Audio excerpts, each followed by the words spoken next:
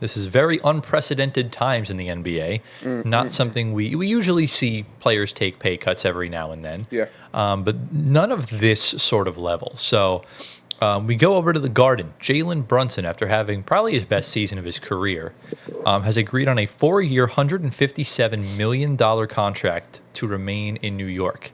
Now, a lot of you are probably wondering, well, this is kind of expected. No. However, Brunson is on a very cheap deal right now. Easily could have opted out at the end of next season and signed a massive contract.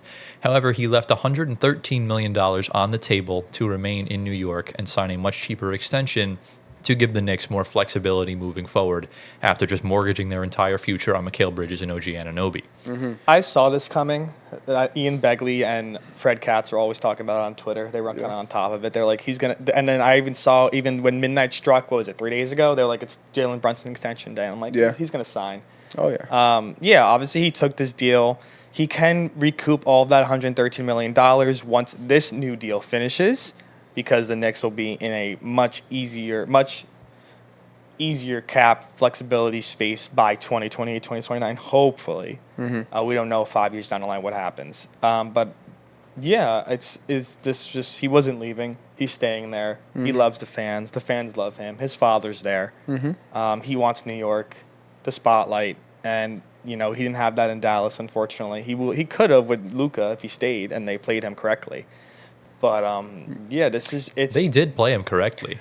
I don't think correctly after he had the breakout season and then a little before. No, they did play him correctly. It's just you don't want to play two on-ball guards together. That's why Dinwiddie started. Yeah. I don't know. And the only reason they just let him walk because they didn't want to pay him. They used him. They used him perfectly, I think, in Dallas, in my opinion. They knew how he was good a sixth man. Yeah. That was his role at the time. Yeah. Obviously, Now it's a little different because he's broken out. But I wouldn't say the way the Knicks used Obi Toppin was improper. Yes. I am very on board with that. Yeah. That's not a doubt. But he did lose 9-figure money, which is substantial for him. I think he's more about the team and winning and helping out, of course, his father with his job there with Tibbs and all of them. He's betting on the team more than himself and kind of being the unselfish one here, which shows a lot about his character and how he feels about himself, knowing he's already made a little over $100 million on this deal. He's going to make a little more than, I think, $50 million on the next one. Right. And by 5 years from now, he could recoup that $113 million, hopefully. That's what he's hoping. I don't know, man. I don't think he can really get that back. This is a big risk. He took a risk. Yeah. But he's still getting a nice payday, regardless. Yeah. How much money did he forfeit himself? 115 or 113 $113 million around there. Yeah. That's a lot of money. Even if they win one championship, I don't think one championship is worth that much money. Really? Yeah.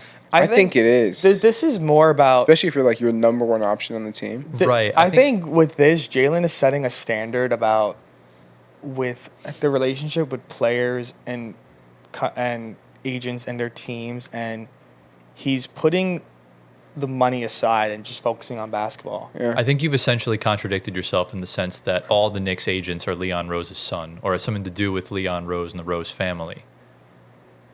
Well, Jalen Brunson's agent's not.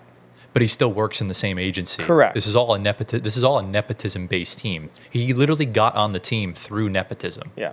So this is a very rare situation. You're never going to see anyone outside of this situation take a pay cut like that because of the connections. Yeah. I agree. And I do think the Knicks are the kind of team that would give him the money under the table anyways. Oh, wow.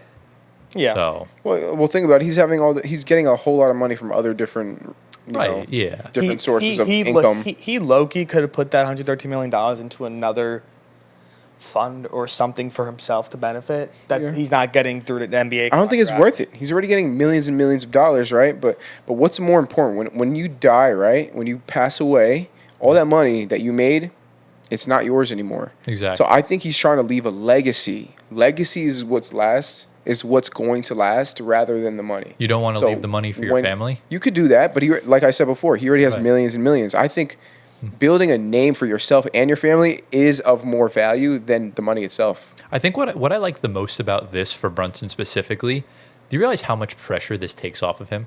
The fact that he's not the highest paid player on the team, and the fact that if the Knicks fail in the next however many years, it won't be Brunson's fault. Yeah, No. it's true. As a Knicks fan, I will always look to that and Randall. I don't think I'm putting anything on OG Anunoby right now currently until he's healthy. But that's the problem. You gave him $42 million a year. Yes. He can't stay healthy. That's on him. Well, we're banking on whatever his doctors told us or whatever they got from after the arm surgery to now that last game that he played in the playoffs. And Yeah. Mikal, we'll see what they'll give him. He's probably going to take a little bit less, too. Randall Yeah. could still get moved. We know that's a possibility to free up cap. Yep. That could be the easiest one to move. You can't even free up cap. Remember, you're over the first apron right now, so you have to trade like for like during the season. The only way you would be able to is if you trade Randall to a team with cap, and there's not that many that would want to take on Randall's contract. It'll basically just be acquire him and just waive him. Yeah, I like I said, right now they're focused on the now. The trade to send away their picks, they just said they're out the future for now. Mm-hmm. Keep what we have. And I think that's the mentality because they're not looking to win in the future down the line. They want to win right now because of what they have. That's what the whole goal is. I just don't know if that team's good enough. I think they really proved it to you that the Knicks front office, they genuinely think they can win right now with what they have. Mm-hmm. Because if they didn't think they could win, they can still bring in all the people, buy tickets and go to the game with what they have already. But you now, want to know why they think they could win? Because they took Indiana to 7 games without 3 of the best players. right. So they're saying They truly believe. they're saying with these 3 players coming back, including Mikal added to that, Yeah. they could easily get to the conference finals Right. and give Boston a run for their money Right. when they are fully healthy. That's when there's no setbacks for anybody. There's no limitations. There's no minute restrictions. Mm-hmm. When they're fully healthy like Boston was, head to head, this can go a 7-game series, hopefully, to the finals, and you just see what happens. I just love they're literally the 2020s version of us, essentially, or like the mid 2020s, because we both of us Oh, mortgaged. the Nets? Yeah, Okay. both the Knicks and Nets mortgaged their entire future for a guy that's not playing at his best anymore. Obviously, we traded all our picks for Harden. Didn't Right. really get. We got 2 months of good basketball, Right. and then he got hurt, and then he wanted to leave and stuff like that. We're both paying an injury-prone player $40 million. But the money the money that they're giving these guys, they're banking on health. Right, And but that's a major thing. That's the a problem. concern. Literally, we're trying to warn you. We went through this exact same experience. But Yeah. with Mikal, we're banking on him probably increasing his points per game by at least 10 points this year when Okay, that's- healthy. okay, but we expected the same thing. So you expect 29 points a game from Mikal? Just under a little bit more. we expected 20 out of McHale and couldn't even give us 15. No, he got you 19 points a game. I- For like some spurts, but Mikal Bridges for the most part offensively last season was not good. For scoring the options, it's Jalen Brunson first, Randall second, Mikal third. I agree. That's how it goes right now. Yeah. Because Randall really should, in all honesty, be your first scoring option because he's No. bigger. Brunson, It's always going to be Brunson's height limits him. He has to take those. That's why he foul baits. Yeah. He can't take those shots because he's too small. They're going to get Well, blocked. I think that's something he needs to work on. I think Randall, when it comes to the playoffs, he's going to help out big time. Randall needs to step up in the playoffs. If he steps up in the He needs playoffs, to. the Knicks can possibly do it. They could, but keep in mind, like you said, they took Indiana to 7 games. Philly almost took you to 7 games with all the injuries they had and with the refs completely Yeah. on your side Yeah. for the entire Yeah. series. So that's why I worry, because I warned him a few years ago after, I think it was when you played the Hawks. What year was that? 2021. 2021. Randall overachieved, and I knew they were going to overpay him. As soon as the Knicks overachieved by winning that first round series, I knew they were going to do something ballsy. I didn't expect that. You think they overachieved that? I think they overachieved, yeah. Keep in mind. With the 21 team, No, I'm talking they were about this, pretty good. this year. This year, the East was not good. Literally, if the Knicks were placed in the West with their record, they'd be the 7 seed. Oh, you're saying the regular season. But we're Knicks. not. But we're not playing in the West. We're playing in. The I East. understand that, but the East is really bad. Outside of, you were closer in games to the 9 seed than the Celtics. Yeah. Well, if when the East got this year, the East got incrementally a little better. It got better, but there's still almost double the amount of All-Stars in the West. Well, that's not our fault.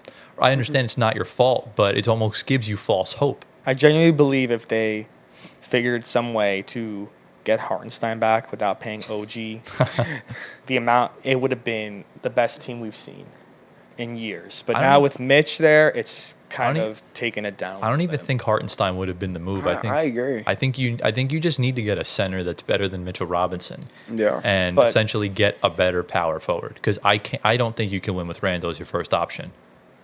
Yeah, it's hard. I mean, if you call up Utah and just straight up swap Randall and Larry Markkinen and just throw more picks and players in, that'd be great. But that's more picks that we're losing for down If you 7 years. If you seriously want to get a player from Danny Ainge right now, I'll tell you this right now. If you want Markkinen or Walker Kessler, you'll have to throw in Randall as salary, right? You'll have to throw in Deuce and one of Josh Hart or Dante DiVincenzo, along with all those picks from Wow. Detroit and the remaining 2 swaps you have that didn't go to us. Yo. yeah.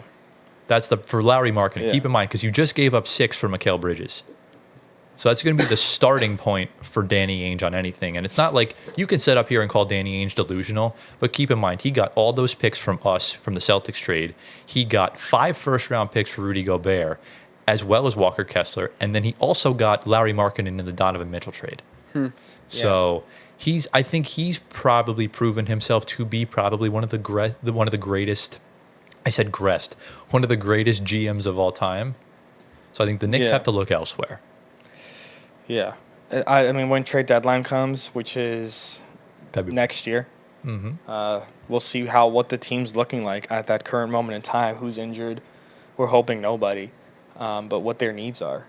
Right. If it's bench depth, if they trade for Alec Burks again. It's going to be a lot of sellers at the deadline. I will say that. It's going to be a ton. Yeah. Like I said, right now it's a waiting game until the season starts.